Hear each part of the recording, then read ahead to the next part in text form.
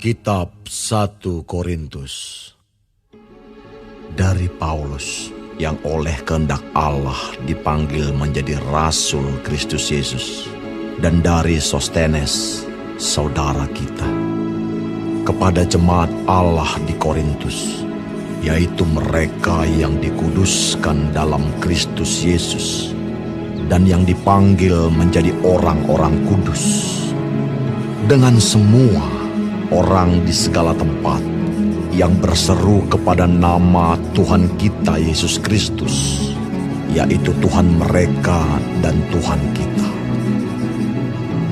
Kasih karunia dan damai sejahtera dari Allah Bapa kita dan dari Tuhan Yesus Kristus menyertai kamu. Aku senantiasa mengucap syukur kepada Allahku karena kamu, atas kasih karunia Allah yang dianugerahkannya kepada kamu dalam Kristus Yesus.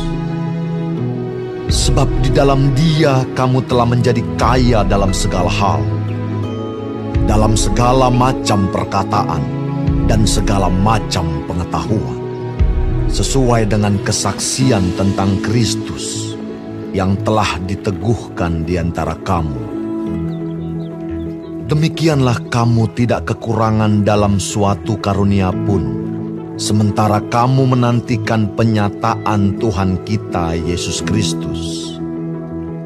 Ia juga akan meneguhkan kamu sampai kepada kesudahannya, sehingga kamu tak bercacat pada hari Tuhan kita Yesus Kristus. Allah yang memanggil kamu kepada persekutuan dengan anaknya, Yesus Kristus, Tuhan kita, adalah setia. Tetapi aku menasihatkan kamu, saudara-saudara, demi nama Tuhan kita Yesus Kristus, supaya kamu seia sekata, dan jangan ada perpecahan di antara kamu. Tetapi sebaliknya supaya kamu erat bersatu dan sehati sepikir. Sebab saudara-saudaraku, aku telah diberitahukan oleh orang-orang dari keluarga Chloe tentang kamu, bahwa ada perselisihan di antara kamu. Yang aku maksudkan ialah bahwa kamu masing-masing berkata, aku dari golongan Paulus, atau aku dari golongan Apolos, atau aku dari golongan Kefas, atau aku dari golongan Kristus. Adakah Kristus terbagi-bagi? Adakah Paulus disalibkan karena kamu? Atau adakah kamu dibaptis dalam nama Paulus? Aku mengucap syukur bahwa tidak ada seorang pun juga di antara kamu yang aku baptis selain Krispus dan Gaius, sehingga tidak ada orang yang dapat mengatakan bahwa kamu dibaptis dalam namaku. Juga keluarga Stefanus, aku yang membaptisnya. Kecuali mereka aku tidak tahu, entahkah ada lagi orang yang aku baptis. Sebab Kristus mengutus aku bukan untuk membaptis, tetapi untuk memberitakan Injil. Dan itu pun bukan dengan hikmat perkataan, supaya salib Kristus jangan menjadi sia-sia. Sebab pemberitaan tentang salib memang adalah kebodohan bagi mereka yang akan binasa.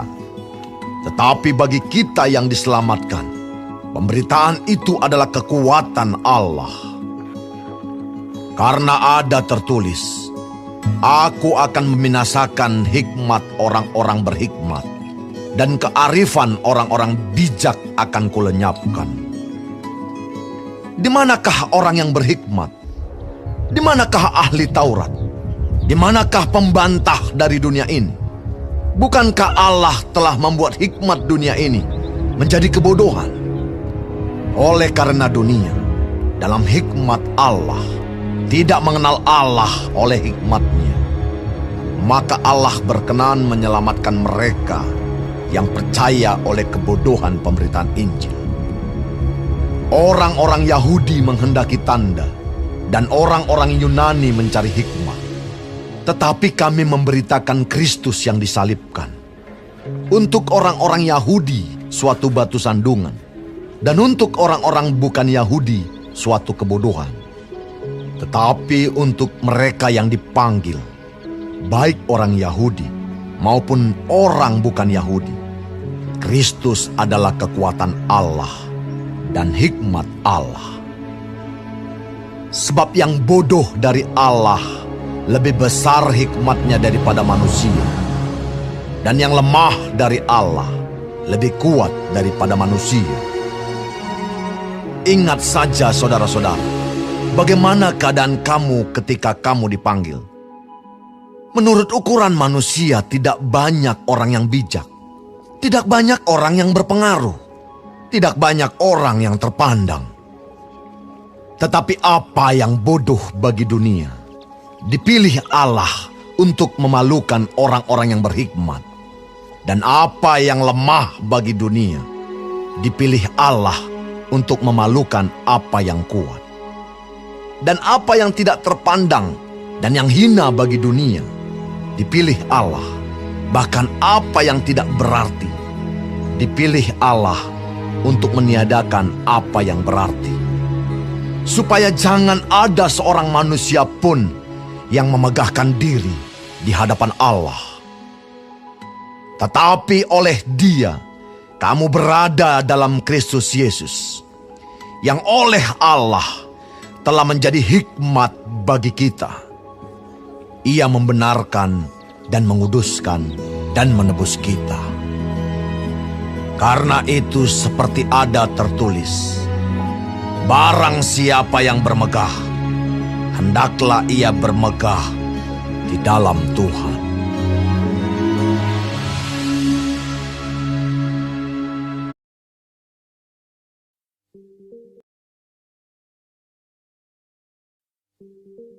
Demikianlah pula, ketika aku datang kepadamu saudara-saudara, aku tidak datang dengan kata-kata yang indah atau dengan hikmat untuk menyampaikan kesaksian Allah kepada kamu. Sebab aku telah memutuskan untuk tidak mengetahui apa-apa di antara kamu selain Yesus Kristus, yaitu Dia yang disalibkan. Aku juga telah datang kepadamu dalam kelemahan dan dengan sangat takut dan gentar. Baik perkataanku maupun pemberitaanku tidak kusampaikan dengan kata-kata hikmat yang meyakinkan, tetapi dengan keyakinan akan kekuatan roh, supaya iman kamu jangan bergantung pada hikmat manusia, tetapi pada kekuatan Allah. Sungguh pun demikian, kami memberitakan hikmat di kalangan mereka yang telah matang, yaitu hikmat yang bukan dari dunia ini, dan yang bukan dari penguasa-penguasa dunia ini, yaitu penguasa-penguasa yang akan ditiadakan. Tetapi yang kami beritakan ialah hikmat Allah yang tersembunyi dan rahasia, yang sebelum dunia dijadikan, telah disediakan Allah bagi kemuliaan kita. Tidak ada dari penguasa dunia ini yang mengenalnya. Sebab kalau sekiranya mereka mengenalnya, mereka tidak menyalibkan Tuhan yang mulia. Tetapi seperti ada tertulis, apa yang tidak pernah dilihat oleh mata, dan tidak pernah didengar oleh telinga, dan yang tidak pernah timbul di dalam hati manusia, semua yang disediakan Allah untuk mereka yang mengasihi Dia. Karena kepada kita Allah telah menyatakannya oleh Roh. Sebab Roh menyelidiki segala sesuatu, bahkan hal-hal yang tersembunyi dalam diri Allah. Siapa gerangan di antara manusia yang tahu apa yang terdapat di dalam diri manusia, selain roh manusia sendiri yang ada di dalam dia? Demikian pula lah tidak ada orang yang tahu apa yang terdapat di dalam diri Allah selain roh Allah. Kita tidak menerima roh dunia, tetapi roh yang berasal dari Allah, supaya kita tahu apa yang dikaruniakan Allah kepada kita. Dan karena kami menafsirkan hal-hal rohani kepada mereka yang mempunyai roh, kami berkata-kata tentang karunia-karunia Allah dengan perkataan yang bukan diajarkan kepada kami oleh hikmat manusia, tetapi oleh roh. Tetapi manusia duniawi tidak menerima apa yang berasal dari roh Allah, karena hal itu baginya adalah suatu kebodohan, dan ia tidak dapat memahaminya, sebab hal itu hanya dapat dinilai secara rohani. Tetapi manusia rohani menilai segala sesuatu, tetapi ia sendiri tidak dinilai oleh orang lain. Sebab, siapakah yang mengetahui pikiran Tuhan, sehingga ia dapat menasihati dia? Tetapi kami memiliki pikiran Kristus.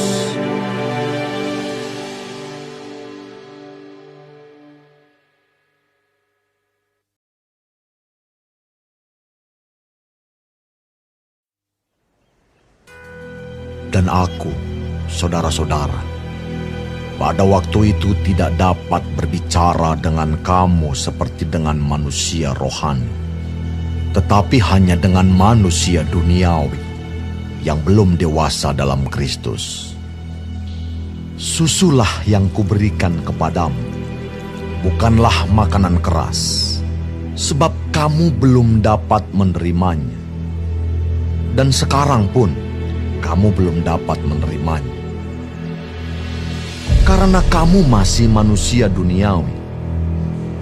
Sebab jika di antara kamu ada iri hati dan perselisihan, bukankah hal itu menunjukkan bahwa kamu manusia duniawi dan bahwa kamu hidup secara manusiawi?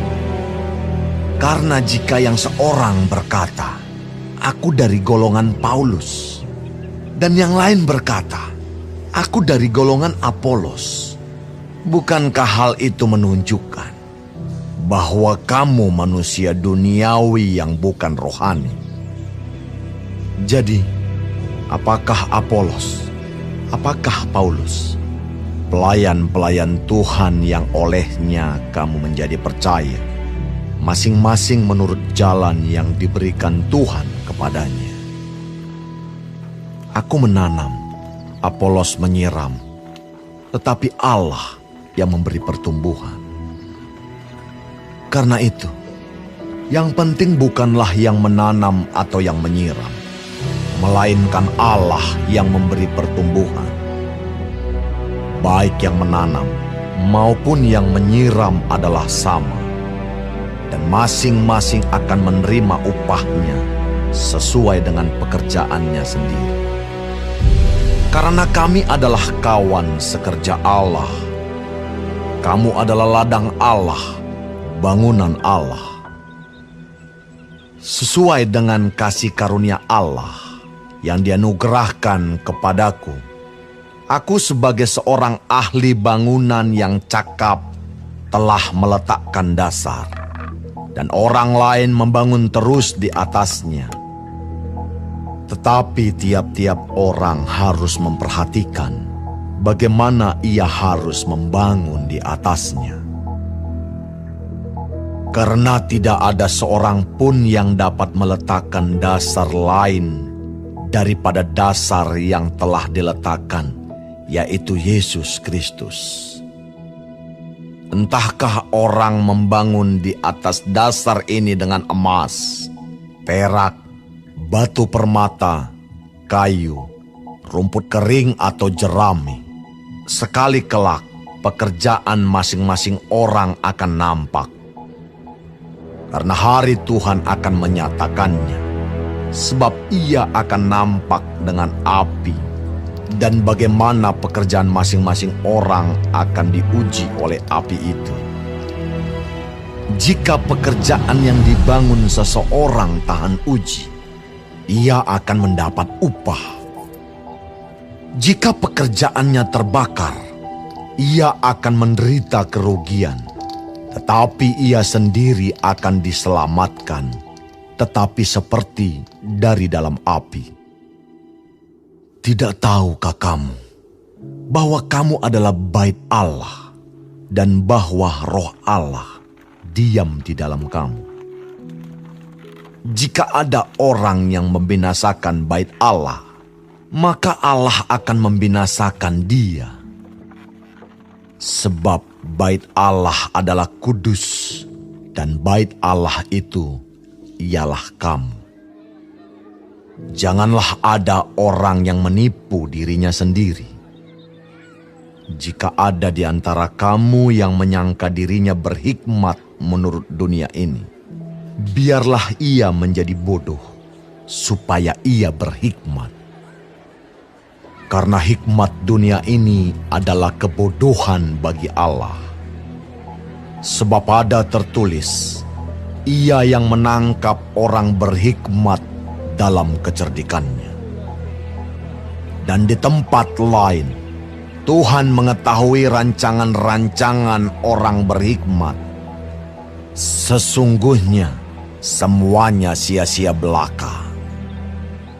Karena itu, janganlah ada orang yang memegahkan dirinya atas manusia, sebab segala sesuatu adalah milikmu. Baik Paulus, Apolos, maupun Kefas, baik dunia, hidup maupun mati, baik waktu sekarang maupun waktu yang akan datang, semuanya kamu punya. Tetapi kamu adalah milik Kristus, dan Kristus adalah milik Allah.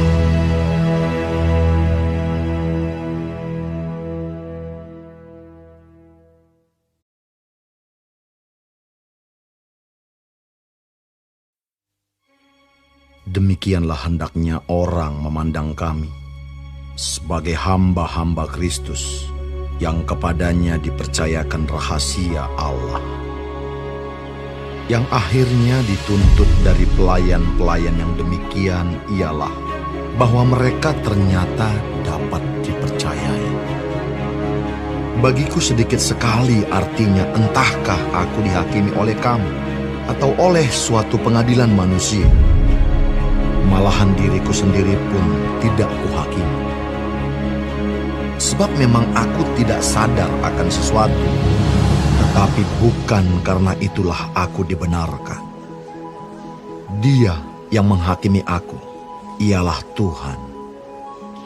Karena itu, janganlah menghakimi sebelum waktunya, yaitu sebelum Tuhan datang. Ia akan menerangi juga apa yang tersembunyi dalam kegelapan, dan ia akan memperlihatkan apa yang direncanakan di dalam hati. Maka tiap-tiap orang akan menerima pujian dari Allah. Saudara-saudara, kata-kata ini aku kenakan pada diriku sendiri dan pada Apolos, karena kamu, supaya dari teladan kami kamu belajar apakah artinya ungkapan. Jangan melampaui yang ada tertulis, supaya jangan ada di antara kamu yang menyombongkan diri dengan jalan mengutamakan yang satu daripada yang lain. Sebab siapakah yang menganggap engkau begitu penting? Dan apakah yang engkau punyai yang tidak engkau terima? Dan jika engkau memang menerimanya, mengapakah engkau memegahkan diri seolah-olah engkau tidak menerimanya? Kamu telah kenyang, kamu telah menjadi kaya. Tanpa kami, kamu telah menjadi raja.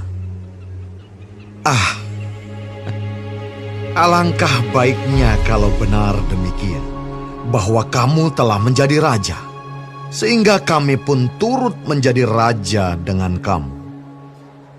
Sebab menurut pendapatku, Allah memberikan kepada kami, para rasul, tempat yang paling rendah, sama seperti orang-orang yang telah dijatuhi hukuman mati.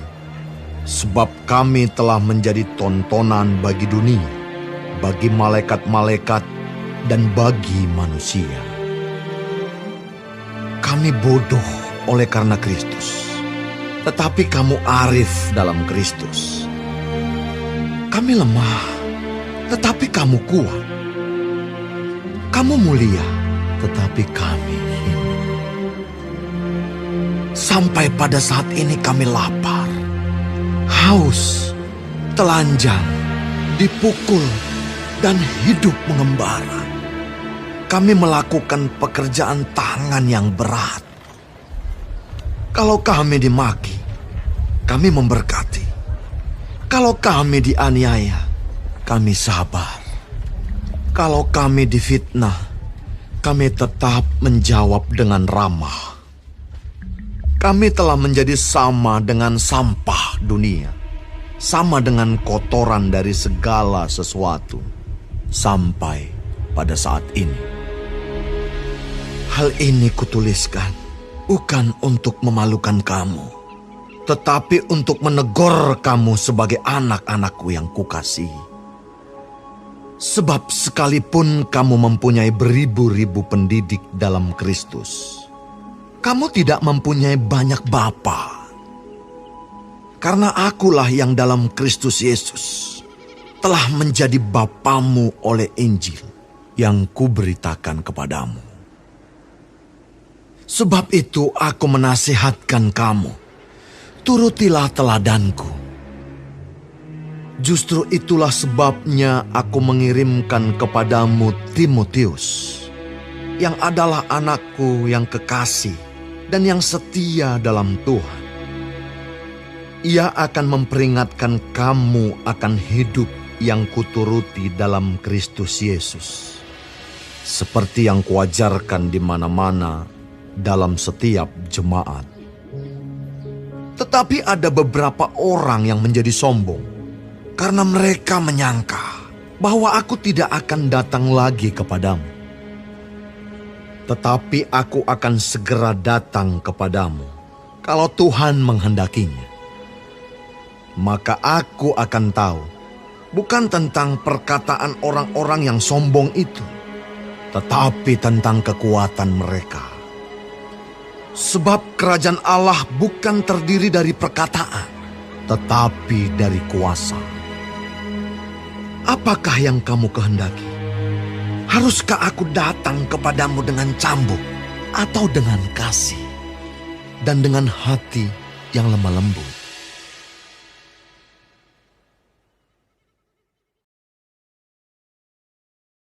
Memang orang mendengar bahwa ada percabulan di antara kamu, dan percabulan yang begitu rupa, seperti yang tidak terdapat sekalipun di antara bangsa-bangsa yang tidak mengenal Allah, yaitu bahwa ada orang yang hidup dengan istri ayahnya.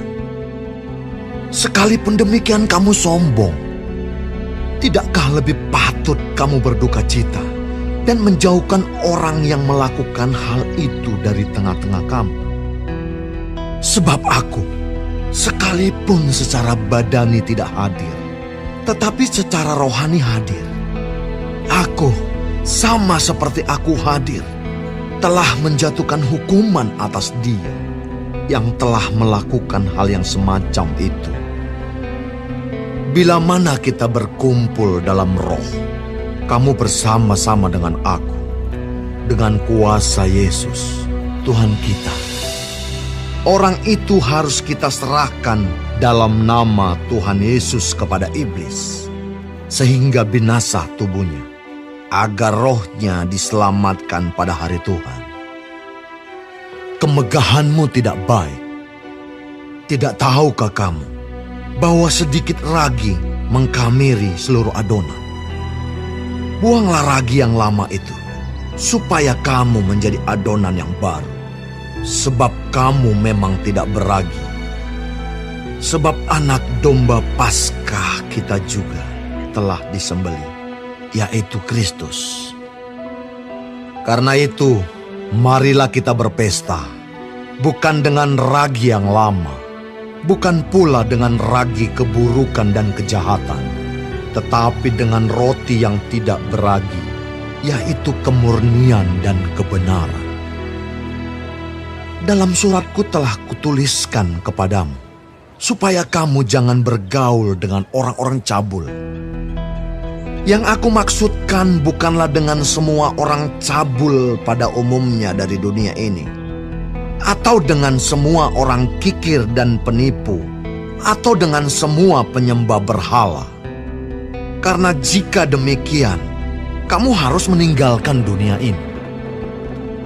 Tetapi yang kutuliskan kepada kamu ialah, supaya kamu jangan bergaul dengan orang yang sekalipun menyebut dirinya saudara adalah orang cabul, kikir, penyembah berhala, pemfitnah, pemabuk, atau penipu.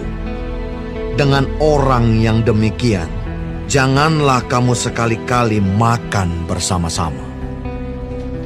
Sebab dengan wewenang apakah aku menghakimi mereka yang berada di luar jemaat? Bukankah kamu hanya menghakimi mereka yang berada di dalam jemaat? Mereka yang berada di luar jemaat akan dihakimi Allah. Usirlah orang yang melakukan kejahatan dari tengah-tengah kamu.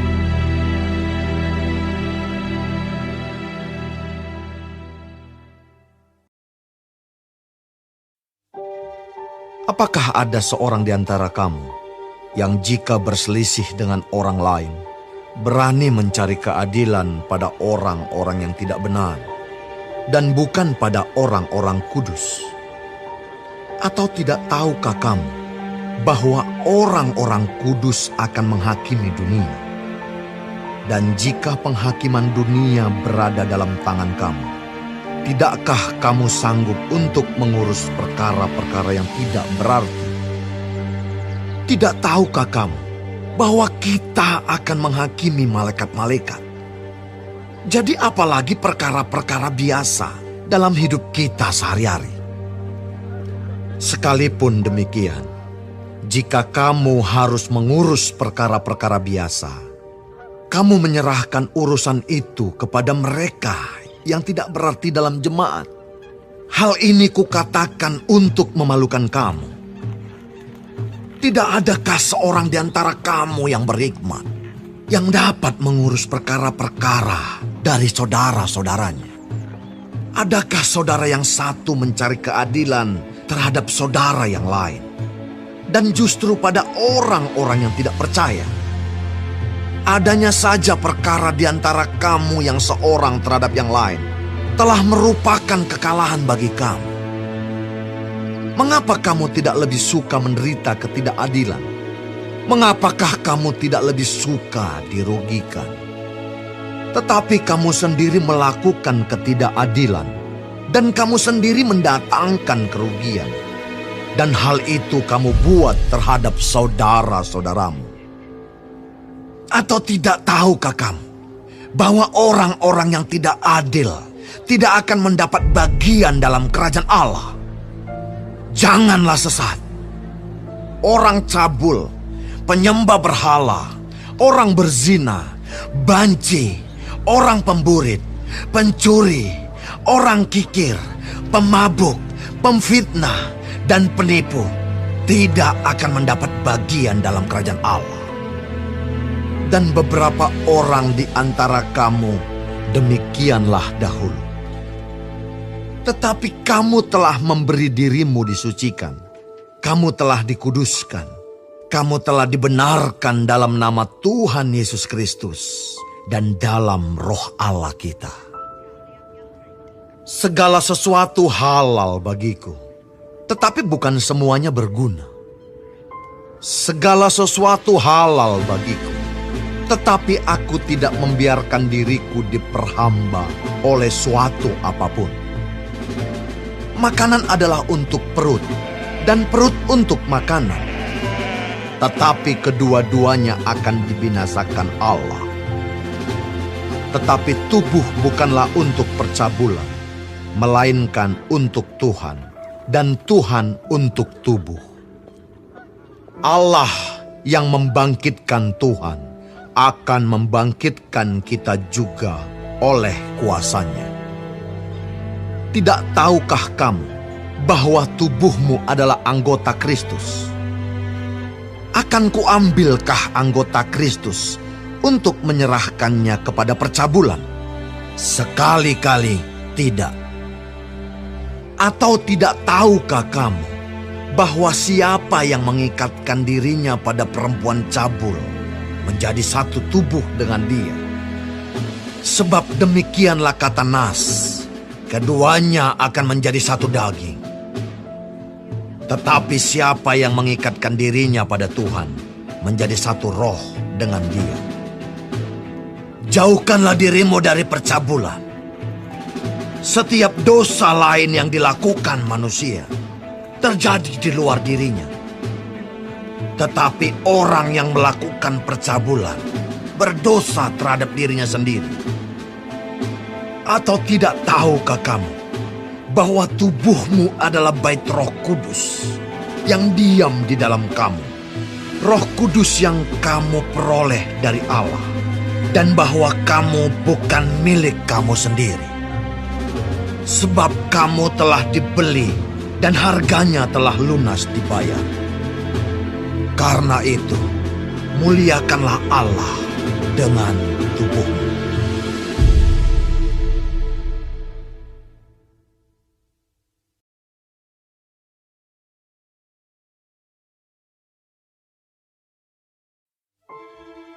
Dan sekarang, tentang hal-hal yang kamu tuliskan kepadaku, adalah baik bagi laki-laki kalau ia tidak kawin. Tetapi mengingat bahaya percabulan, baiklah setiap laki-laki mempunyai istrinya sendiri, dan setiap perempuan mempunyai suaminya sendiri. Hendaklah suami memenuhi kewajibannya terhadap istrinya, demikian pula istri terhadap suaminya. Istri tidak berkuasa atas tubuhnya sendiri, tetapi suaminya. Demikian pula suami tidak berkuasa atas tubuhnya sendiri, tetapi istrinya. Janganlah kamu saling menjauhi, kecuali dengan persetujuan bersama untuk sementara waktu, supaya kamu mendapat kesempatan untuk berdoa. Sesudah itu hendaklah kamu kembali hidup bersama-sama, supaya iblis jangan menggoda kamu, karena kamu tidak tahan bertarak. Hal ini kukatakan kepadamu sebagai kelonggaran, bukan sebagai perintah. Namun demikian alangkah baiknya kalau semua orang seperti aku. Tetapi setiap orang menerima dari Allah karunia-Nya yang khas, yang seorang karunia ini, yang lain karunia itu. Tetapi kepada orang-orang yang tidak kawin dan kepada janda-janda aku anjurkan, supaya baiklah mereka tinggal dalam keadaan seperti aku. Tetapi kalau mereka tidak dapat menguasai diri, baiklah mereka kawin. Sebab lebih baik kawin daripada hangus karena hawa nafsu. Kepada orang-orang yang telah kawin, bukan aku, tetapi Tuhan perintahkan, supaya seorang istri tidak boleh menceraikan suaminya. Dan jikalau ia bercerai, ia harus tetap hidup tanpa suami atau berdamai dengan suaminya. Dan seorang suami tidak boleh menceraikan istrinya. Kepada orang-orang lain, bukan Tuhan katakan, kalau ada seorang saudara beristrikan seorang yang tidak beriman, dan perempuan itu mau hidup bersama-sama dengan dia, janganlah saudara itu menceraikan dia. Dan kalau ada seorang istri bersuamikan seorang yang tidak beriman, dan laki-laki itu mau hidup bersama-sama dengan dia, janganlah ia menceraikan laki-laki itu. Karena suami yang tidak beriman itu dikuduskan oleh istrinya, dan istri yang tidak beriman itu dikuduskan oleh suaminya. Andai kata tidak demikian, niscaya anak-anakmu adalah anak cemar, tetapi sekarang mereka adalah anak-anak kudus. Tetapi kalau orang yang tidak beriman itu mau bercerai, biarlah ia bercerai. Dalam hal yang demikian saudara atau saudari tidak terikat. Tetapi Allah memanggil kamu untuk hidup dalam damai sejahtera. Sebab bagaimanakah engkau mengetahui, hai istri, apakah engkau tidak akan menyelamatkan suamimu? Atau bagaimanakah engkau mengetahui, hai suami, apakah engkau tidak akan menyelamatkan istrimu? Selanjutnya, hendaklah tiap-tiap orang tetap hidup seperti yang telah ditentukan Tuhan baginya, dan dalam keadaan seperti waktu ia dipanggil Allah. Inilah ketetapan yang kuberikan kepada semua jemaat. Kalau seorang dipanggil dalam keadaan bersunat, janganlah ia berusaha meniadakan tanda-tanda sunat itu. Dan kalau seorang dipanggil dalam keadaan tidak bersunat, janganlah ia mau bersunat. Sebab bersunat atau tidak bersunat tidak penting. Yang penting ialah mentaati hukum-hukum Allah. Baiklah tiap-tiap orang tinggal dalam keadaan seperti waktu ia dipanggil Allah. Adakah engkau hamba waktu engkau dipanggil? Itu tidak apa-apa. Tetapi jikalau engkau mendapat kesempatan untuk dibebaskan, pergunakanlah kesempatan itu.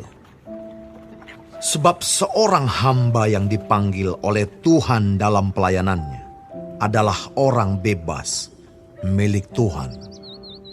Demikian pula orang bebas yang dipanggil Kristus adalah hambanya. Kamu telah dibeli dan harganya telah lunas dibayar. Karena itu janganlah kamu menjadi hamba manusia. Saudara-saudara, hendaklah tiap-tiap orang tinggal di hadapan Allah dalam keadaan seperti pada waktu ia dipanggil. Sekarang tentang para gadis. Untuk mereka aku tidak mendapat perintah dari Tuhan. Tetapi aku memberikan pendapatku sebagai seorang yang dapat dipercayai karena rahmat yang diterimanya dari Allah. Aku berpendapat bahwa mengingat waktu darurat sekarang adalah baik bagi manusia untuk tetap dalam keadaannya. Adakah engkau terikat pada seorang perempuan? Janganlah engkau mengusahakan perceraian. Adakah engkau tidak terikat pada seorang perempuan?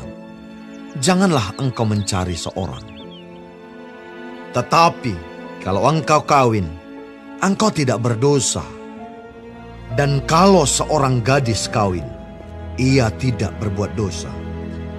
Tetapi orang-orang yang demikian akan ditimpa kesusahan badan, dan aku mau menghindarkan kamu dari kesusahan itu.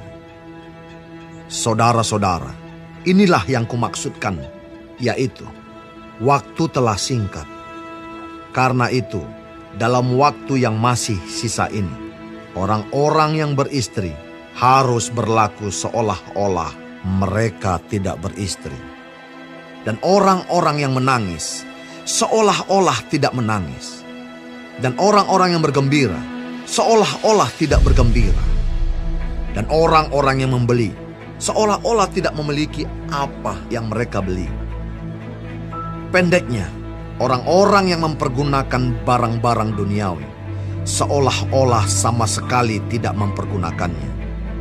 Sebab dunia seperti yang kita kenal sekarang akan berlalu. Aku ingin supaya kamu hidup tanpa kekhawatiran. Orang yang tidak beristri memusatkan perhatiannya pada perkara Tuhan, bagaimana Tuhan berkenan kepadanya.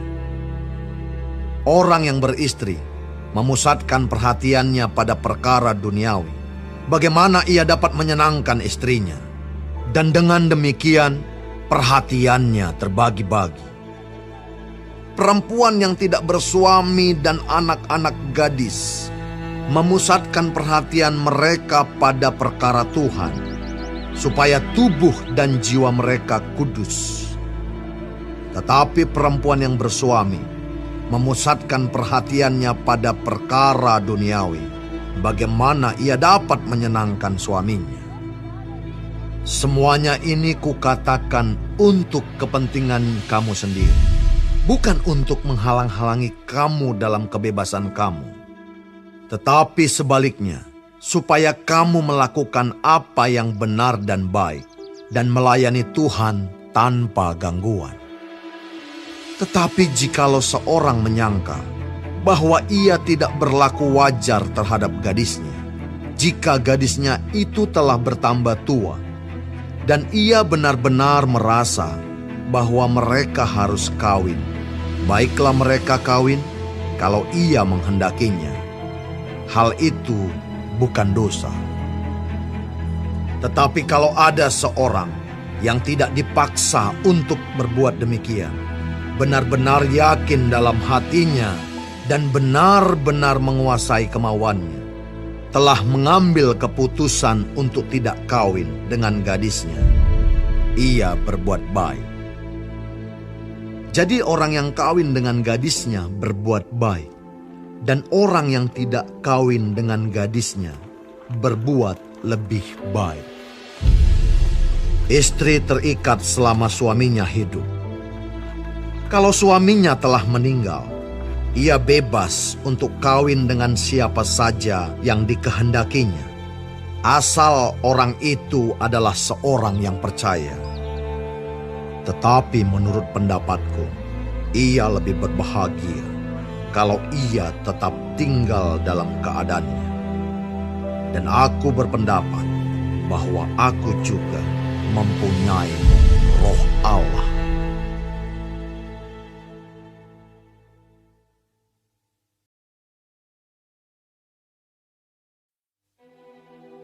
Tentang daging persembahan berhala kita tahu. Kita semua mempunyai pengetahuan.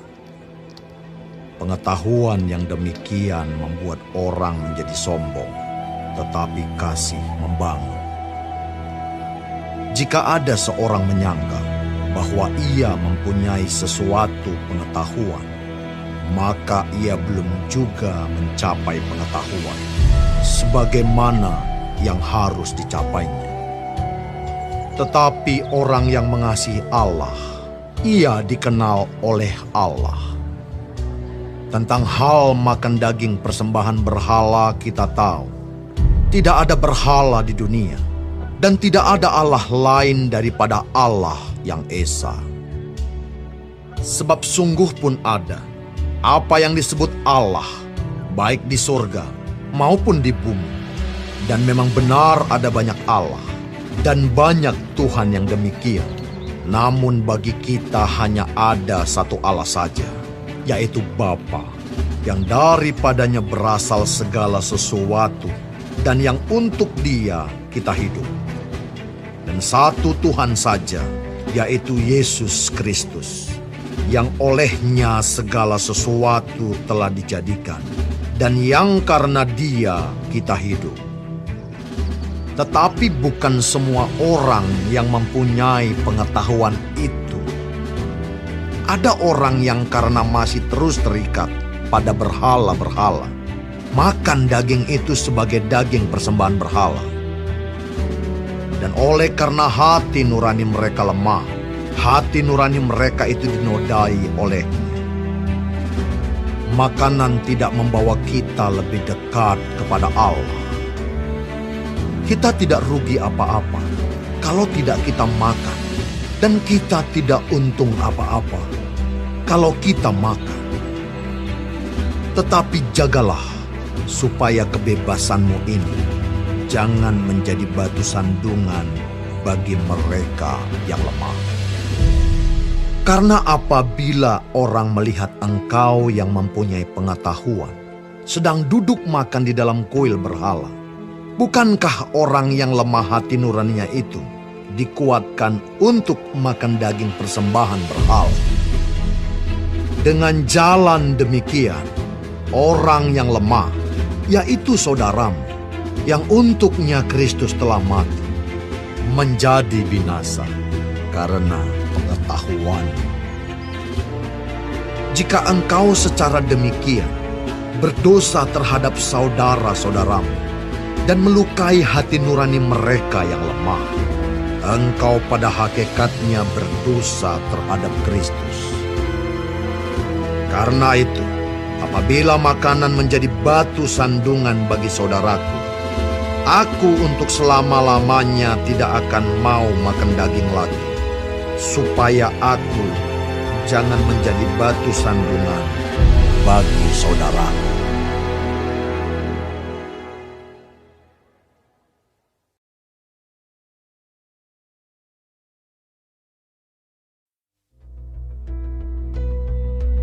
Bukankah aku rasul? Bukankah aku orang bebas? Bukankah aku telah melihat Yesus Tuhan kita? Bukankah kamu adalah buah pekerjaanku dalam Tuhan? Sekalipun bagi orang lain aku bukanlah rasul, tetapi bagi kamu aku adalah rasul. Sebab hidupmu dalam Tuhan adalah meterai dari kerasulanku. Inilah pembelaanku terhadap mereka yang mengkritik aku. Tidakkah kami mempunyai hak untuk makan dan minum? Tidakkah kami mempunyai hak untuk membawa seorang istri Kristen dalam perjalanan kami, seperti yang dilakukan rasul-rasul lain dan saudara-saudara Tuhan dan Kefas? Atau hanya aku dan Barnabas sajakah yang tidak mempunyai hak untuk dibebaskan dari pekerjaan tangan? Siapakah yang pernah turut dalam peperangan atas biayanya sendiri? Siapakah yang menanami kebun anggur dan tidak memakan buahnya? Atau siapakah yang menggembalakan kawanan domba dan yang tidak minum susu domba itu? Apa yang kukatakan ini bukanlah hanya pikiran manusia saja. Bukankah hukum Taurat juga berkata-kata demikian? Sebab dalam hukum Musa ada tertulis, janganlah engkau memberangus mulut lembu yang sedang mengirik. Lembukah yang Allah perhatikan? Atau kitakah yang ia maksudkan? Ya, untuk kitalah hal ini ditulis, yaitu pembajak harus membajak dalam pengharapan, dan pengirik harus mengirik dalam pengharapan untuk memperoleh bagiannya. Jadi, jika kami telah menaburkan benih rohani bagi kamu, berlebih-lebihankah kalau kami menuai hasil duniawi daripada kamu? Kalau orang lain mempunyai hak untuk mengharapkan hal itu daripada kamu, bukankah kami mempunyai hak yang lebih besar? Tetapi kami tidak mempergunakan hak itu. Sebaliknya, kami menanggung segala sesuatu, supaya jangan kami mengadakan rintangan bagi pemberitaan Injil Kristus. Tidak tahukah kamu bahwa mereka yang melayani dalam tempat kudus mendapat penghidupannya dari tempat kudus itu, dan bahwa mereka yang melayani mezbah mendapat bahagian mereka dari mezbah itu? Demikian pula Tuhan telah menetapkan bahwa mereka yang memberitakan Injil harus hidup dari pemberitaan Injil itu. Tetapi aku tidak pernah mempergunakan satupun dari hak-hak itu. Aku tidak menulis semuanya ini, supaya aku pun diperlakukan juga demikian. Sebab aku lebih suka mati daripada... Sungguh, kemegahanku tidak dapat ditiadakan siapapun juga. Karena jika aku memberitakan Injil, aku tidak mempunyai alasan untuk memegahkan diri, sebab itu adalah keharusan bagiku. Celakalah aku jika aku tidak memberitakan Injil. Kalau andai kata aku melakukannya menurut kehendakku sendiri, memang aku berhak menerima upah. Tetapi karena aku melakukannya bukan menurut kehendakku sendiri, pemberitaan itu adalah tugas penyelenggaraan yang ditanggungkan kepadaku. Kalau demikian, apakah upahku? Upahku ialah ini, bahwa aku boleh memberitakan Injil tanpa upah, dan bahwa aku tidak mempergunakan hakku sebagai pemberita Injil. Sungguh pun aku bebas terhadap semua orang. Aku menjadikan diriku hamba dari semua orang, supaya aku boleh memenangkan sebanyak mungkin orang. Demikianlah bagi orang Yahudi. Aku menjadi seperti orang Yahudi, supaya aku memenangkan orang-orang Yahudi. Bagi orang-orang yang hidup di bawah hukum Taurat, aku menjadi seperti orang yang hidup di bawah hukum Taurat. Sekalipun aku sendiri tidak hidup di bawah hukum Taurat, supaya aku dapat memenangkan mereka yang hidup di bawah hukum Taurat. Bagi orang-orang yang tidak hidup di bawah hukum Taurat, aku menjadi seperti orang yang tidak hidup di bawah hukum Taurat. Sekalipun aku tidak hidup di luar hukum Allah, karena aku hidup di bawah hukum Kristus, supaya aku dapat memenangkan mereka yang tidak hidup di bawah hukum Taurat. Bagi orang-orang yang lemah, aku menjadi seperti orang yang lemah, supaya aku dapat menyelamatkan mereka yang lemah. Bagi semua orang aku telah menjadi segala-galanya, supaya aku sedapat mungkin memenangkan beberapa orang dari antara mereka. Segala sesuatu ini aku lakukan karena Injil, supaya aku mendapat bagian dalamnya.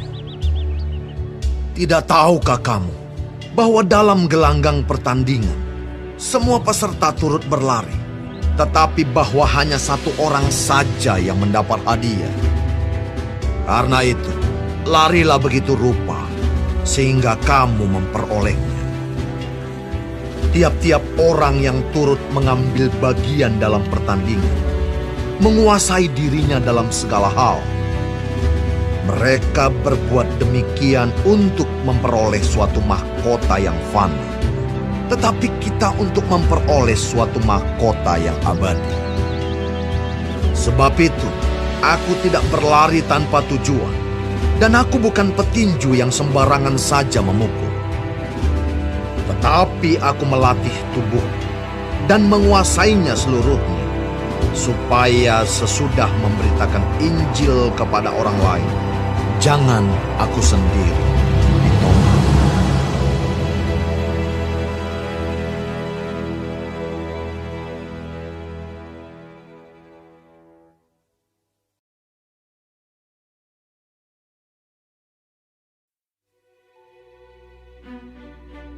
Aku mau supaya kamu mengetahui, saudara-saudara, bahwa nenek moyang kita semua berada di bawah perlindungan awan, dan bahwa mereka semua telah melintasi laut.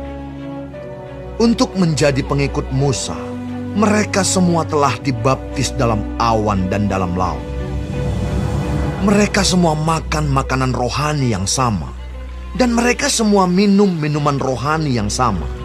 Sebab mereka minum dari batu karang rohani yang mengikuti mereka, dan batu karang itu ialah Kristus. Tetapi sungguh pun demikian, Allah tidak berkenan kepada bagian yang terbesar dari mereka, karena mereka ditewaskan di padang gurun. Semuanya ini telah terjadi sebagai contoh bagi kita, untuk memperingatkan kita, supaya jangan kita menginginkan hal-hal yang jahat seperti yang telah mereka perbuat. Dan supaya jangan kita menjadi penyembah-penyembah berhala, sama seperti beberapa orang dari mereka. Seperti ada tertulis, maka duduklah bangsa itu untuk makan dan minum. Kemudian bangunlah mereka dan bersukaria. Janganlah kita melakukan percabulan seperti yang dilakukan oleh beberapa orang dari mereka, sehingga pada satu hari telah tewas 23.000 orang. Dan janganlah kita mencobai Tuhan seperti yang dilakukan oleh beberapa orang dari mereka, sehingga mereka mati dipagut ular. Dan janganlah bersungut-sungut seperti yang dilakukan oleh beberapa orang dari mereka, sehingga mereka dibinasakan oleh malaikat maut. Semuanya ini telah menimpa mereka sebagai contoh dan dituliskan untuk menjadi peringatan bagi kita yang hidup pada waktu di mana zaman akhir telah tiba. Sebab itu siapa yang menyangka bahwa ia teguh berdiri, hati-hatilah supaya ia jangan jatuh. Pencobaan-pencobaan yang kamu alami ialah pencobaan-pencobaan biasa yang tidak melebihi kekuatan manusia. Sebab Allah setia, dan karena itu Ia tidak akan membiarkan kamu dicobai melampaui kekuatanmu. Pada waktu kamu dicobai, Ia akan memberikan kepadamu jalan keluar, sehingga kamu dapat menanggungnya. Karena itu, saudara-saudaraku yang kekasih, jauhilah penyembahan berhala. Aku berbicara kepadamu sebagai orang-orang yang bijaksana. Pertimbangkanlah sendiri apa yang aku katakan. Bukankah cawan pengucapan syukur yang atasnya kita ucapkan syukur adalah persekutuan dengan darah Kristus? Bukankah roti yang kita pecah-pecahkan adalah persekutuan dengan tubuh Kristus? Karena roti adalah satu, maka kita sekalipun banyak adalah satu tubuh. Karena kita semua mendapat bagian dalam roti yang satu itu. Perhatikanlah bangsa Israel menurut daging. Bukankah mereka yang makan apa yang dipersembahkan mendapat bagian dalam pelayanan mezbah? Apakah yang kumaksudkan dengan perkataan itu? Bahwa persembahan berhala adalah sesuatu? Atau bahwa berhala adalah sesuatu? Bukan. Apa yang kumaksudkan ialah bahwa persembahan mereka adalah persembahan kepada roh-roh jahat, bukan kepada Allah. Dan aku tidak mau bahwa kamu bersekutu dengan roh-roh jahat. Kamu tidak dapat minum dari cawan Tuhan dan juga dari cawan roh-roh jahat. Kamu tidak dapat mendapat bagian dalam perjamuan Tuhan dan juga dalam perjamuan roh-roh jahat. Atau maukah kita membangkitkan cemburu Tuhan? Apakah kita lebih kuat daripada Dia? Segala sesuatu diperbolehkan, benar, tetapi bukan segala sesuatu berguna. Jangan seorang pun yang mencari keuntungannya sendiri, tetapi hendaklah tiap-tiap orang mencari keuntungan orang lain. Kamu boleh makan segala sesuatu yang dijual di pasar daging, tanpa mengadakan pemeriksaan karena keberatan-keberatan hati nurani. Karena bumi serta segala isinya adalah milik Tuhan. Kalau kamu diundang makan oleh seorang yang tidak percaya, dan undangan itu kamu terima, makanlah apa saja yang dihidangkan kepadamu, tanpa mengadakan pemeriksaan karena keberatan-keberatan hati nurani. Tetapi kalau seorang berkata kepadamu, itu persembahan berhala, janganlah engkau memakannya, oleh karena dia yang mengatakan hal itu kepadamu, dan karena keberatan-keberatan hati nurani. Yang aku maksudkan dengan keberatan-keberatan, bukanlah keberatan-keberatan hati nuranimu sendiri, tetapi keberatan-keberatan hati nurani orang lain itu. Mungkin ada orang yang berkata, mengapa kebebasanku harus ditentukan oleh keberatan-keberatan hati nurani orang lain? Kalau aku mengucap syukur atas apa yang aku turut memakannya, mengapa orang berkata jahat tentang aku karena makanan yang atasnya aku mengucap syukur? Aku menjawab, jika engkau makan atau jika engkau minum, atau jika engkau melakukan sesuatu yang lain, lakukanlah semuanya itu untuk kemuliaan Allah. Janganlah kamu menimbulkan syak dalam hati orang, baik orang Yahudi atau orang Yunani, maupun jemaat Allah. Sama seperti aku juga, berusaha menyenangkan hati semua orang dalam segala hal, bukan untuk kepentingan diriku, tetapi untuk kepentingan orang banyak, supaya mereka beroleh selamat.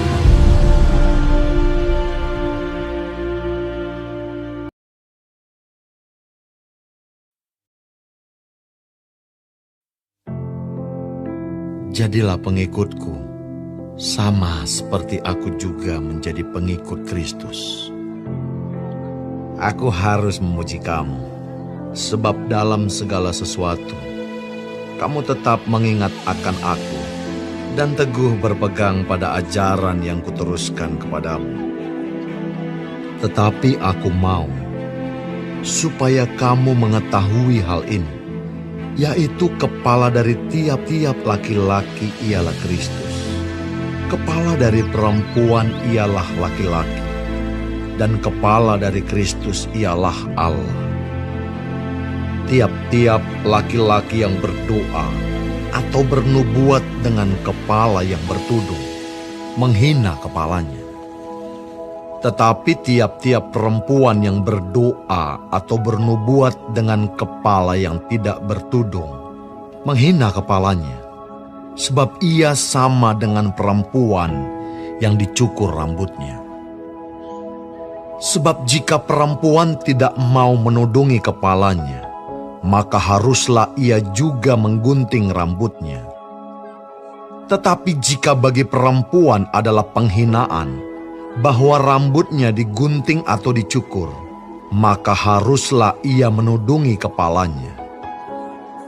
Sebab laki-laki tidak perlu menudungi kepalanya. Ia menyinarkan gambaran dan kemuliaan Allah, tetapi perempuan menyinarkan kemuliaan laki-laki.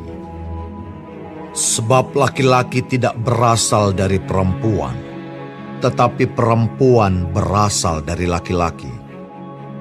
Dan laki-laki tidak diciptakan karena perempuan, tetapi perempuan diciptakan karena laki-laki. Sebab itu, perempuan harus memakai tanda wibawa di kepalanya, oleh karena para malaikat. Namun demikian, dalam Tuhan tidak ada perempuan tanpa laki-laki, dan tidak ada laki-laki tanpa perempuan. Sebab sama seperti perempuan berasal dari laki-laki, demikian pula laki-laki dilahirkan oleh perempuan, dan segala sesuatu berasal dari Allah.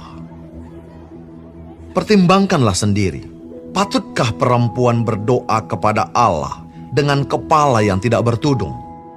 Bukankah alam sendiri menyatakan kepadamu bahwa adalah kehinaan bagi laki-laki jika ia berambut panjang, tetapi bahwa adalah kehormatan bagi perempuan jika ia berambut panjang, sebab rambut diberikan kepada perempuan untuk menjadi penudung.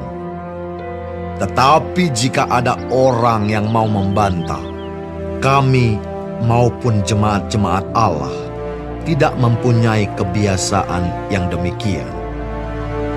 Dalam peraturan-peraturan yang berikut, aku tidak dapat memuji kamu, sebab pertemuan-pertemuanmu tidak mendatangkan kebaikan, tetapi mendatangkan keburukan. Sebab pertama-tama aku mendengar bahwa apabila kamu berkumpul sebagai jemaat, ada perpecahan di antara kamu, dan hal itu sedikit banyak aku percaya. Sebab di antara kamu harus ada perpecahan, supaya nyata nanti siapakah di antara kamu yang tahan uji. Apabila kamu berkumpul, kamu bukanlah berkumpul untuk makan perjamuan Tuhan. Sebab pada perjamuan itu, tiap-tiap orang memakan dahulu makanannya sendiri, sehingga yang seorang lapar dan yang lain mabuk. Apakah kamu tidak mempunyai rumah sendiri untuk makan dan minum? Atau maukah kamu menghinakan jemaat Allah dan memalukan orang-orang yang tidak mempunyai apa-apa? Apakah yang kukatakan kepada kamu? Memuji kamu. Dalam hal ini, aku tidak memuji. Sebab apa yang telah kuteruskan kepadamu, telah aku terima dari Tuhan, yaitu bahwa Tuhan Yesus, pada malam waktu ia diserahkan, mengambil roti, dan sesudah itu ia mengucap syukur atasnya. Ia memecah-mecahkannya dan berkata, "Inilah tubuhku yang diserahkan bagi kamu. Perbuatlah ini menjadi peringatan akan aku." Demikian juga ia mengambil cawan sesudah makan, lalu berkata, "Cawan ini adalah perjanjian baru yang dimeteraikan oleh darahku. Perbuatlah ini setiap kali kamu meminumnya, menjadi peringatan akan aku. Sebab setiap kali kamu makan roti ini dan minum cawan ini, kamu memberitakan kematian Tuhan sampai ia datang. Jadi barang siapa dengan cara yang tidak layak makan roti atau minum cawan Tuhan, ia berdosa terhadap tubuh dan darah Tuhan. Karena itu, hendaklah tiap-tiap orang menguji dirinya sendiri, dan baru sesudah itu, ia makan roti dan minum dari cawan itu. Karena barang siapa makan dan minum tanpa mengakui tubuh Tuhan, ia mendatangkan hukuman atas dirinya. Sebab itu banyak di antara kamu yang lemah dan sakit, dan tidak sedikit yang meninggal. Kalau kita menguji diri kita sendiri, hukuman tidak menimpa kita. Tetapi kalau kita menerima hukuman dari Tuhan, kita dididik supaya kita tidak akan dihukum bersama-sama dengan dunia. Karena itu, saudara-saudaraku, jika kamu berkumpul untuk makan, nantikanlah olehmu seorang akan yang lain. Kalau ada orang yang lapar, baiklah ia makan dahulu di rumahmu, supaya jangan kamu berkumpul untuk dihukum. Hal-hal yang lain akan kuatur kalau aku datang.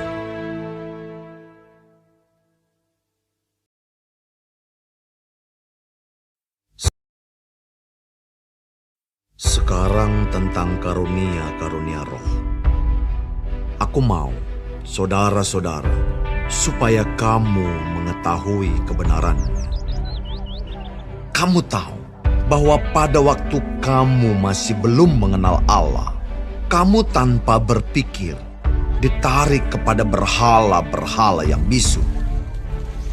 Karena itu, aku mau meyakinkan kamu bahwa tidak ada seorang pun yang berkata-kata oleh Roh Allah dapat berkata, "Terkutuklah Yesus."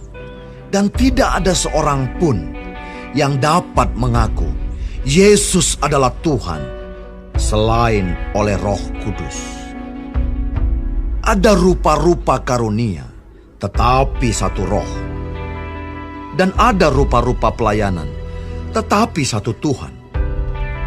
Dan ada berbagai-bagai perbuatan ajaib, tetapi Allah adalah satu yang mengerjakan semuanya dalam semua orang. Tetapi kepada tiap-tiap orang dikaruniakan penyataan roh untuk kepentingan bersama. Sebab kepada yang seorang Roh memberikan karunia untuk berkata-kata dengan hikmat, dan kepada yang lain Roh yang sama memberikan karunia berkata-kata dengan pengetahuan. Kepada yang seorang Roh yang sama memberikan iman, dan kepada yang lain Ia memberikan karunia untuk menyembuhkan. Kepada yang seorang Roh memberikan kuasa untuk mengadakan mukjizat, dan kepada yang lain Ia memberikan karunia untuk bernubuat. Dan kepada yang lain lagi Ia memberikan karunia untuk membedakan bermacam-macam roh. Kepada yang seorang Ia memberikan karunia untuk berkata-kata dengan bahasa roh, dan kepada yang lain Ia memberikan karunia untuk menafsirkan bahasa roh itu. Tetapi semuanya ini dikerjakan oleh Roh yang satu dan yang sama, yang memberikan karunia kepada tiap-tiap orang secara khusus, seperti yang dikehendakinya. Karena sama seperti tubuh itu satu, dan anggota-anggotanya banyak, dan segala anggota itu, sekalipun banyak, merupakan satu tubuh, demikian pula Kristus. Sebab dalam satu roh, kita semua, baik orang Yahudi maupun orang Yunani, baik budak maupun orang merdeka, telah dibaptis menjadi satu tubuh, dan kita semua diberi minum dari satu roh. Karena tubuh juga tidak terdiri dari satu anggota, tetapi atas banyak anggota. Andai kata kaki berkata, "Karena aku bukan tangan, aku tidak termasuk tubuh." Jadi benarkah ia tidak termasuk tubuh? Dan andai kata telinga berkata, "Karena aku bukan mata, aku tidak termasuk tubuh." Jadi benarkah ia tidak termasuk tubuh? Andai kata tubuh seluruhnya adalah mata, di manakah pendengaran? Andai kata seluruhnya adalah telinga, di manakah penciuman? Tetapi Allah telah memberikan kepada anggota masing-masing secara khusus suatu tempat pada tubuh, seperti yang dikehendakinya.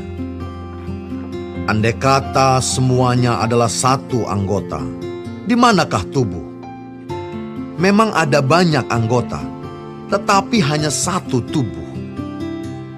Jadi, mata tidak dapat berkata kepada tangan, "Aku tidak membutuhkan engkau." Dan kepala tidak dapat berkata kepada kaki, "Aku tidak membutuhkan engkau." Malahan justru anggota-anggota tubuh yang nampaknya paling lemah, yang paling dibutuhkan. Dan kepada anggota-anggota tubuh yang menurut pemandangan kita kurang terhormat, kita berikan penghormatan khusus. Dan terhadap anggota-anggota kita yang tidak elok, kita berikan perhatian khusus. Hal itu tidak dibutuhkan oleh anggota-anggota kita yang elok. Allah telah menyusun tubuh kita begitu rupa, sehingga kepada anggota-anggota yang tidak mulia diberikan penghormatan khusus, supaya jangan terjadi perpecahan dalam tubuh, tetapi supaya anggota-anggota yang berbeda itu saling memperhatikan. Karena itu jika satu anggota menderita, semua anggota turut menderita. Jika satu anggota dihormati, semua anggota turut bersukacita. Kamu semua adalah tubuh Kristus, dan kamu masing-masing adalah anggotanya. Dan Allah telah menetapkan beberapa orang dalam jemaat. Pertama sebagai rasul, kedua sebagai nabi, ketiga sebagai pengajar. Selanjutnya, mereka yang mendapat karunia untuk mengadakan mukjizat, untuk menyembuhkan, untuk melayani, untuk memimpin, dan untuk berkata-kata dalam bahasa roh. Adakah mereka semua rasul, atau nabi, atau pengajar? Adakah mereka semua mendapat karunia untuk mengadakan mukjizat, atau untuk menyembuhkan, atau untuk berkata-kata dalam bahasa roh, atau untuk menafsirkan bahasa roh? Jadi, berusahalah untuk memperoleh karunia-karunia yang paling utama. Dan aku menunjukkan kepadamu jalan yang lebih utama lagi.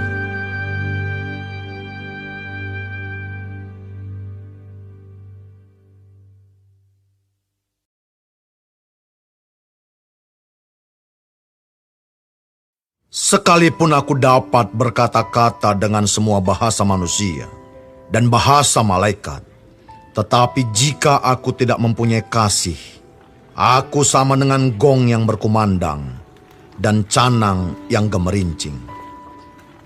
Sekalipun aku mempunyai karunia untuk bernubuat, dan aku mengetahui segala rahasia dan memiliki seluruh pengetahuan, dan sekalipun aku memiliki iman yang sempurna untuk memindahkan gunung, tetapi jika aku tidak mempunyai kasih, aku sama sekali tidak berguna.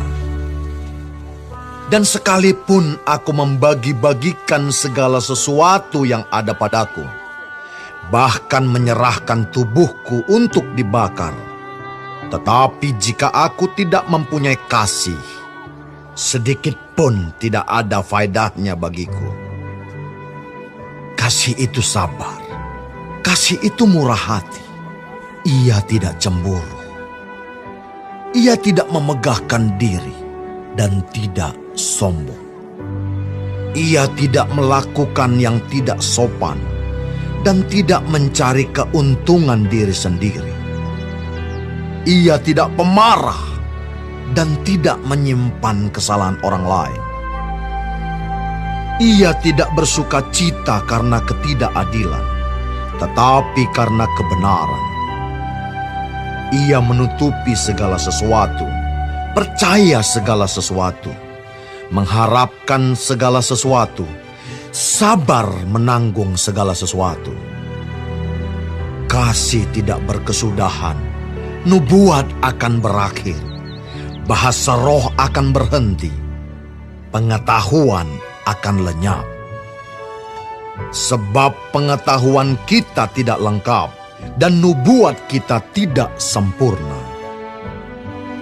Tetapi jika yang sempurna tiba, maka yang tidak sempurna itu akan lenyap. Ketika aku kanak-kanak, aku berkata-kata seperti kanak-kanak. Aku merasa seperti kanak-kanak. Aku berpikir seperti kanak-kanak.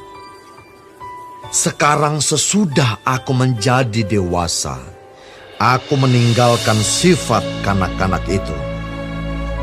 Karena sekarang kita melihat dalam cermin suatu gambaran yang samar-samar. Tetapi nanti kita akan melihat muka dengan muka. Sekarang aku hanya mengenal dengan tidak sempurna, tetapi nanti aku akan mengenal dengan sempurna, seperti aku sendiri dikenal. Demikianlah tinggal ketiga hal ini, yaitu iman, pengharapan, dan kasih. Dan yang paling besar di antaranya ialah kasih.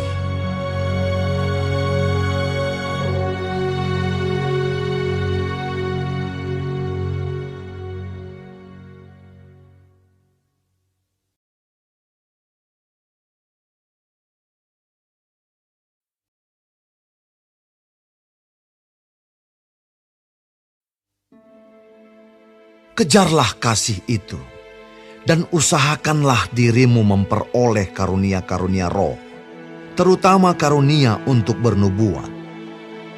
Siapa yang berkata-kata dengan bahasa roh, tidak berkata-kata kepada manusia, tetapi kepada Allah. Sebab tidak ada seorang pun yang mengerti bahasanya. Oleh roh ia mengucapkan hal-hal yang rahasia. Tetapi siapa yang bernubuat, ia berkata-kata kepada manusia. Ia membangun, menasihati, dan menghibur. Siapa yang berkata-kata dengan bahasa roh, ia membangun dirinya sendiri. Tetapi siapa yang bernubuat, ia membangun jemaat. Aku suka supaya kamu semua berkata-kata dengan bahasa roh. Tetapi lebih daripada itu, supaya kamu bernubuat. Sebab orang yang bernubuat lebih berharga daripada orang yang berkata-kata dengan bahasa roh, kecuali kalau orang itu juga menafsirkannya, sehingga jemaat dapat dibangun. Jadi saudara-saudara, jika aku datang kepadamu dan berkata-kata dengan bahasa roh, apakah gunanya itu bagimu? Jika aku tidak menyampaikan kepadamu penyataan Allah, atau pengetahuan, atau nubuat, atau pengajaran, sama halnya dengan alat-alat yang tidak berjiwa, tetapi yang berbunyi, seperti seruling dan kecapi. Bagaimanakah orang dapat mengetahui lagu apakah yang dimainkan seruling atau kecapi, kalau keduanya tidak mengeluarkan bunyi yang berbeda? Atau jika nafiri tidak mengeluarkan bunyi yang terang, siapakah yang menyiapkan diri untuk berperang? Demikianlah juga kamu yang berkata-kata dengan bahasa roh. Jika kamu tidak mempergunakan kata-kata yang jelas, bagaimanakah orang dapat mengerti apa yang kamu katakan? Kata-katamu sia-sia saja kamu ucapkan di udara. Ada banyak, entah berapa banyak macam bahasa di dunia. Sekalipun demikian, tidak ada satupun di antaranya yang mempunyai bunyi yang tidak berarti. Tetapi jika aku tidak mengetahui arti bahasa itu, aku menjadi orang asing bagi dia yang mempergunakannya, dan dia orang asing bagiku. Demikian pula dengan kamu. Kamu memang berusaha untuk memperoleh karunia-karunia roh, tetapi lebih daripada itu, hendaklah kamu berusaha mempergunakannya untuk membangun jemaat.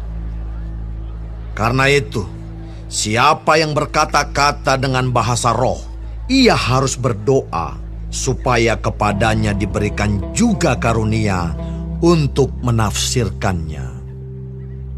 Sebab jika aku berdoa dengan bahasa roh, maka rohkulah yang berdoa, tetapi akal budiku tidak turut berdoa.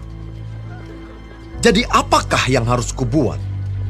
Aku akan berdoa dengan rohku, tetapi aku akan berdoa juga dengan akal budiku. Aku akan menyanyi dan memuji dengan rohku, tetapi aku akan menyanyi dan memuji juga dengan akal budiku. Sebab jika engkau mengucap syukur dengan rohmu saja, bagaimanakah orang biasa yang hadir sebagai pendengar dapat mengatakan amin atas pengucapan syukurmu? Bukankah ia tidak tahu apa yang engkau katakan? Sebab sekalipun pengucapan syukurmu itu sangat baik, tetapi orang lain tidak dibangun olehnya. Aku mengucap syukur kepada Allah bahwa aku berkata-kata dengan bahasa roh lebih daripada kamu semua. Tetapi dalam pertemuan jemaat, aku lebih suka mengucapkan 5 kata yang dapat dimengerti untuk mengajar orang lain juga, daripada beribu-ribu kata dengan bahasa roh. Saudara-saudara, janganlah sama seperti anak-anak dalam pemikiranmu. Jadilah anak-anak dalam kejahatan, tetapi orang dewasa dalam pemikiranmu. Dalam hukum Taurat ada tertulis, oleh orang-orang yang mempunyai bahasa lain dan oleh mulut orang-orang asing, aku akan berbicara kepada bangsa ini. Namun demikian mereka tidak akan mendengarkan aku, firman Tuhan. Karena itu, karunia bahasa roh adalah tanda, bukan untuk orang yang beriman, tetapi untuk orang yang tidak beriman. Sedangkan karunia untuk bernubuat adalah tanda, bukan untuk orang yang tidak beriman, tetapi untuk orang yang beriman. Jadi, kalau seluruh jemaat berkumpul bersama-sama dan tiap-tiap orang berkata-kata dengan bahasa roh, lalu masuklah orang-orang luar atau orang-orang yang tidak beriman, tidakkah akan mereka katakan bahwa kamu gila? Tetapi kalau semua bernubuat, lalu masuk orang yang tidak beriman atau orang baru, ia akan diyakinkan oleh semua dan diselidiki oleh semua. Segala rahasia yang terkandung di dalam hatinya akan menjadi nyata, sehingga ia akan sujud menyembah Allah dan mengaku, sungguh Allah ada di tengah-tengah kamu. Jadi bagaimana sekarang saudara-saudara? Bila mana kamu berkumpul, hendaklah tiap-tiap orang mempersembahkan sesuatu. Yang seorang mazmur, yang lain pengajaran, atau penyataan Allah, atau karunia bahasa roh, atau karunia untuk menafsirkan bahasa roh. Tetapi semuanya itu harus dipergunakan untuk membangun. Jika ada yang berkata-kata dengan bahasa roh, biarlah 2 atau sebanyak-banyaknya 3 orang, seorang demi seorang, dan harus ada seorang lain untuk menafsirkannya. Jika tidak ada orang yang dapat menafsirkannya, hendaklah mereka berdiam diri dalam pertemuan jemaat, dan hanya boleh berkata-kata kepada dirinya sendiri dan kepada Allah. Tentang nabi-nabi, baiklah 2 atau 3 orang diantaranya berkata-kata, dan yang lain menanggapi apa yang mereka katakan. Tetapi jika seorang lain yang duduk di situ mendapat penyataan, maka yang pertama itu harus berdiam diri. Sebab kamu semua boleh bernubuat seorang demi seorang, sehingga kamu semua dapat belajar dan beroleh kekuatan. Karunia nabi takluk kepada nabi-nabi. Sebab Allah tidak menghendaki kekacauan, tetapi damai sejahtera. Sama seperti dalam semua jemaat orang-orang kudus, perempuan-perempuan harus berdiam diri dalam pertemuan-pertemuan jemaat. Sebab mereka tidak diperbolehkan untuk berbicara. Mereka harus menundukkan diri, seperti yang dikatakan juga oleh hukum Taurat. Jika mereka ingin mengetahui sesuatu, baiklah mereka menanyakannya kepada suaminya di rumah. Sebab tidak sopan bagi perempuan untuk berbicara dalam pertemuan jemaat. Atau adakah firman Allah mulai dari kamu? Atau hanya kepada kamu sajakah firman itu telah datang?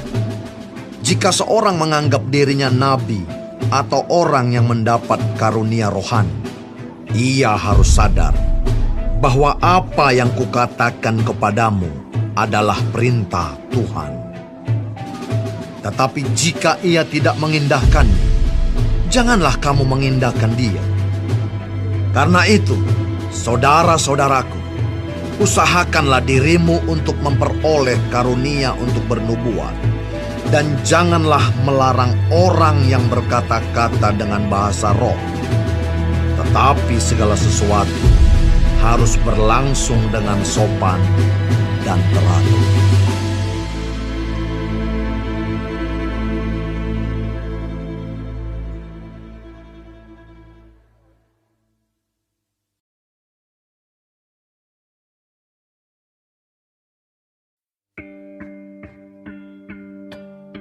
Dan sekarang saudara-saudara, aku mau mengingatkan kamu kepada Injil yang aku beritakan kepadamu, dan yang kamu terima, dan yang di dalamnya kamu teguh berdiri.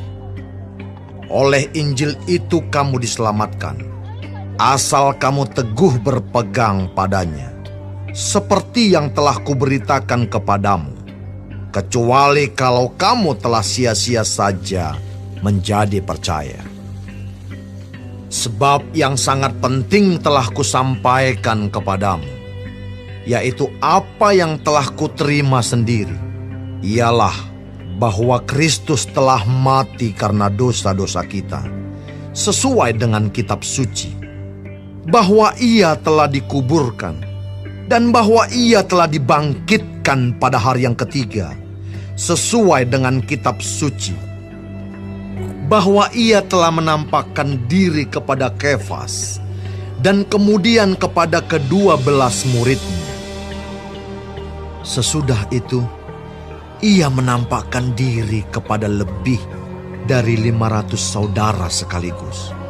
Kebanyakan dari mereka masih hidup sampai sekarang, tetapi beberapa di antaranya telah meninggal. Selanjutnya, Ia menampakkan diri kepada Yakobus, kemudian kepada semua rasul.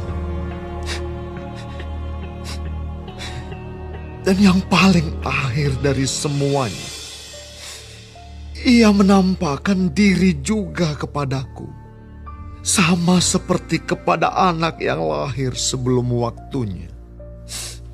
Karena aku adalah yang paling hina dari semua rasul, sebab aku telah menganiaya jemaat Allah. Tetapi karena kasih karunia Allah, aku adalah sebagaimana aku ada sekarang. Dan kasih karunia yang dianugerahkannya kepadaku tidak sia-sia. Sebaliknya, aku telah bekerja lebih keras daripada mereka semua. Tetapi bukannya aku, melainkan kasih karunia Allah yang menyertai aku. Sebab itu, baik aku maupun mereka, demikianlah kami mengajar. Dan demikianlah kamu menjadi percaya. Jadi, bila mana kami beritakan bahwa Kristus dibangkitkan dari antara orang mati, bagaimana mungkin ada di antara kamu yang mengatakan bahwa tidak ada kebangkitan orang mati? Kalau tidak ada kebangkitan orang mati, maka Kristus juga tidak dibangkitkan. Tetapi andai kata Kristus tidak dibangkitkan, maka sia-sialah pemberitaan kami, dan sia-sialah juga kepercayaan kamu. Lebih daripada itu, kami ternyata berdusta terhadap Allah, karena tentang Dia kami katakan bahwa Ia telah membangkitkan Kristus, padahal Ia tidak membangkitkannya. Kalau andai kata benar bahwa orang mati tidak dibangkitkan. Sebab jika benar orang mati tidak dibangkitkan, maka Kristus juga tidak dibangkitkan. Dan jika Kristus tidak dibangkitkan, maka sia-sialah kepercayaan kamu, dan kamu masih hidup dalam dosamu. Demikianlah binasa juga orang-orang yang mati dalam Kristus. Jikalau kita hanya dalam hidup ini saja menaruh pengharapan pada Kristus, maka kita adalah orang-orang yang paling malang dari segala manusia.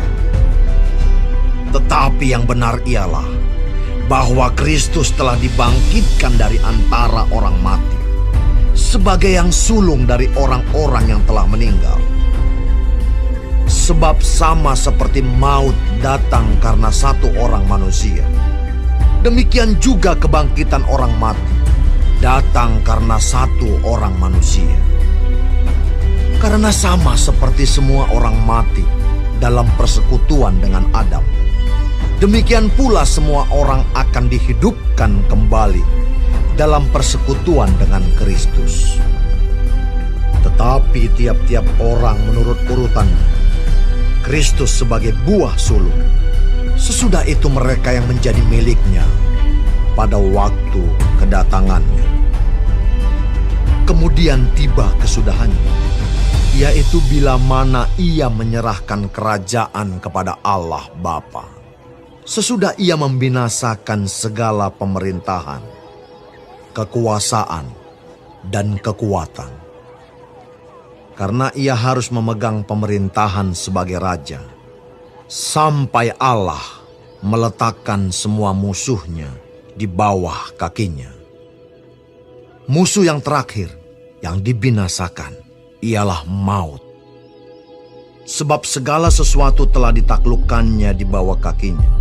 Tetapi kalau dikatakan bahwa segala sesuatu telah ditaklukkan, maka teranglah bahwa ia sendiri yang telah menaklukkan segala sesuatu di bawah kaki Kristus itu tidak termasuk di dalamnya.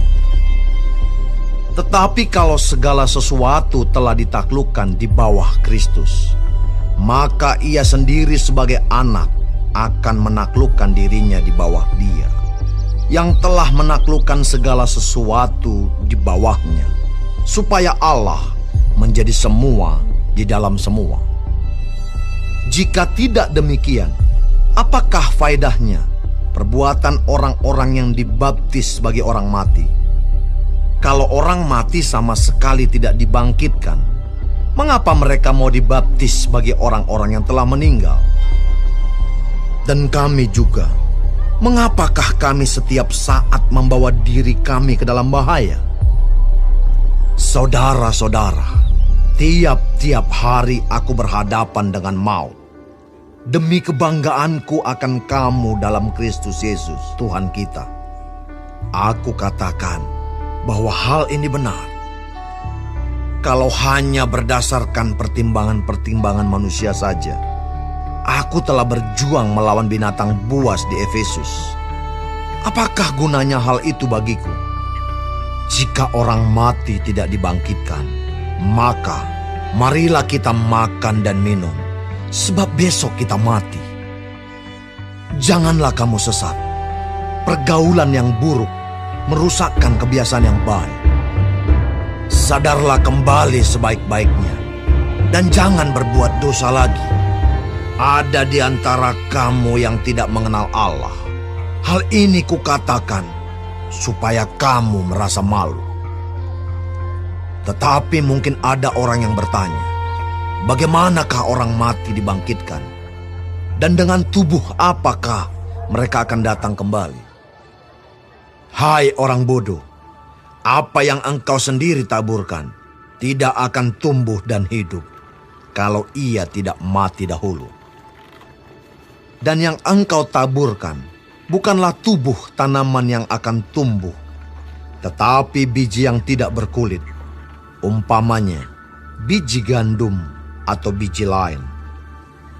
Tetapi Allah memberikan kepadanya suatu tubuh seperti yang dikehendakinya.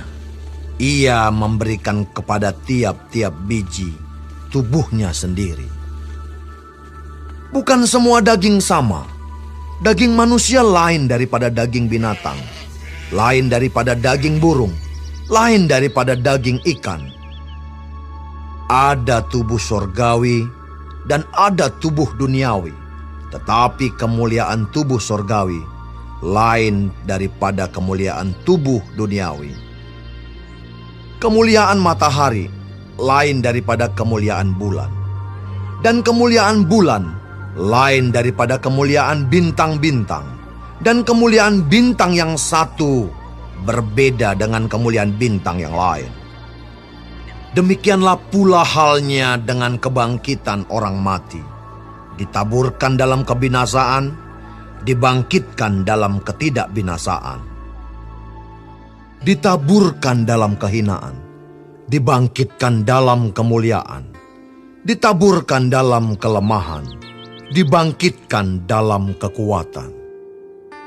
Yang ditaburkan adalah tubuh alamiah, yang dibangkitkan adalah tubuh rohania. Jika ada tubuh alamiah, maka ada pula tubuh rohania. Seperti ada tertulis, manusia pertama, Adam menjadi makhluk yang hidup, tetapi Adam yang akhir menjadi roh yang menghidupkan. Tetapi yang mula-mula datang bukanlah yang rohaniah, tetapi yang alamiah. Kemudian barulah datang yang rohaniah. Manusia pertama berasal dari debu tanah dan bersifat jasmani. Manusia kedua berasal dari surga. Makhluk-makhluk alamiah sama dengan dia yang berasal dari debu tanah. Dan makhluk-makhluk surgawi sama dengan dia yang berasal dari surga. Sama seperti kita telah memakai rupa dari yang alamiah, demikian pula kita akan memakai rupa dari yang surgawi. Saudara-saudara, inilah yang hendak kukatakan kepadamu, yaitu bahwa daging dan darah tidak mendapat bagian dalam kerajaan Allah, dan bahwa yang binasa tidak mendapat bagian dalam apa yang tidak binasa. Sesungguhnya, aku menyatakan kepadamu suatu rahasia. Kita tidak akan mati semuanya, tetapi kita semuanya akan diubah. Dalam sekejap mata, pada waktu bunyi nafiri yang terakhir. Sebab nafiri akan berbunyi, dan orang-orang mati akan dibangkitkan dalam keadaan yang tidak dapat binasa, dan kita semua akan diubah. Karena yang dapat binasa ini harus mengenakan yang tidak dapat binasa, dan yang dapat mati ini harus mengenakan yang tidak dapat mati. Dan sesudah yang dapat binasa ini mengenakan yang tidak dapat binasa, dan yang dapat mati ini mengenakan yang tidak dapat mati, maka akan genaplah firman Tuhan yang tertulis, maut telah ditelan dalam kemenangan. Hai maut, di manakah kemenanganmu? Hai maut, di manakah sengatmu? Sengat maut ialah dosa, dan kuasa dosa ialah hukum Taurat. Tetapi syukur kepada Allah yang telah memberikan kepada kita kemenangan oleh Yesus Kristus, Tuhan kita. Karena itu, saudara-saudaraku yang kekasih, berdirilah teguh, jangan goyah, dan giatlah selalu dalam pekerjaan Tuhan. Sebab kamu tahu bahwa dalam persekutuan dengan Tuhan, jerih payahmu tidak sia-sia.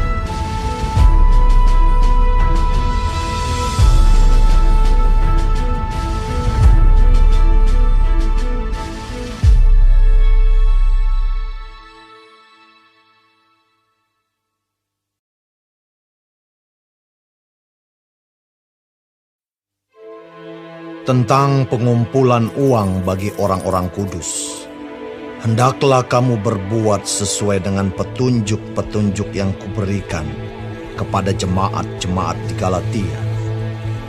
Pada hari pertama dari tiap-tiap minggu, hendaklah kamu masing-masing, sesuai dengan apa yang kamu peroleh, menyisihkan sesuatu dan menyimpannya di rumah, supaya jangan pengumpulan itu baru diadakan kalau aku datang. Sesudah aku tiba, aku akan mengutus orang-orang yang kamu anggap layak dengan surat ke Yerusalem untuk menyampaikan pemberianmu. Kalau ternyata penting bahwa aku juga pergi, maka mereka akan pergi bersama-sama dengan aku. Aku akan datang kepadamu sesudah aku melintasi Makedonia, sebab aku akan melintasi Makedonia. Dan di Korintus, mungkin aku akan tinggal beberapa lamanya dengan kamu, atau mungkin aku akan tinggal selama musim dingin, sehingga kamu dapat menolong aku untuk melanjutkan perjalananku. Sebab sekarang aku tidak mau melihat kamu hanya sepintas lalu saja. Aku harap dapat tinggal agak lama dengan kamu jika diperkenankan Tuhan. Tetapi aku akan tinggal di Efesus sampai hari raya Pentakosta. Sebab di sini banyak kesempatan bagiku untuk mengerjakan pekerjaan yang besar dan penting, sekalipun ada banyak penentang. Jika Timotius datang kepadamu, usahakanlah supaya ia berada di tengah-tengah kamu tanpa takut, sebab ia mengerjakan pekerjaan Tuhan sama seperti aku. Jadi janganlah ada orang yang menganggapnya rendah, tetapi tolonglah dia, supaya ia melanjutkan perjalanannya dengan selamat, agar ia datang kembali kepadaku, sebab aku di sini menunggu kedatangannya bersama-sama dengan saudara-saudara yang lain. Tentang saudara Apolos, telah berulang-ulang aku mendesaknya untuk bersama-sama dengan saudara-saudara lain mengunjungi kamu, tetapi ia sama sekali tidak mau datang sekarang. Kalau ada kesempatan baik nanti, ia akan datang. Berjaga-jagalah, berdirilah dengan teguh dalam iman, bersikaplah sebagai laki-laki dan tetap kuat. Lakukanlah segala pekerjaanmu dalam kasih. Ada suatu permintaan lagi kepadamu, saudara-saudara. Kamu tahu bahwa Stefanus dan keluarganya adalah orang-orang yang pertama-tama bertobat di Akaya, dan bahwa mereka telah mengabdikan diri kepada pelayanan orang-orang kudus. Karena itu taatilah orang-orang yang demikian, dan setiap orang yang turut bekerja dan berjerih payah. Aku bergembira atas kedatangan Stefanus, Fortunatus, dan Akaikus, karena mereka melengkapi apa yang masih kurang padamu. Karena mereka menyegarkan rohku dan roh kamu. Hargailah orang-orang yang demikian. Salam kepadamu dari jemaat-jemaat di Asia Kecil, Aquila, Priscilla, dan jemaat di rumah mereka, menyampaikan berlimpah-limpah salam kepadamu. Salam kepadamu dari saudara-saudara semuanya. Sampaikanlah salam seorang kepada yang lain dengan cium kudus. Dengan tanganku sendiri aku menulis ini. Salam dari Paulus. Siapa yang tidak mengasihi Tuhan, terkutuklah ia. Maranatha. Kasih karunia Tuhan Yesus menyertai kamu. Kasihku menyertai kamu sekalian dalam Kristus Yesus.